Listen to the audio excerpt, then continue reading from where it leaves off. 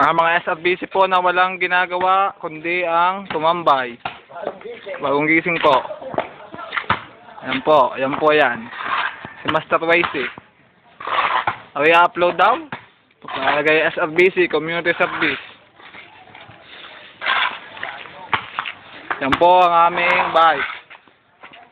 Magpapala. Yung, okay na. Ano po ang anak ng aming senior. Aming neophyte.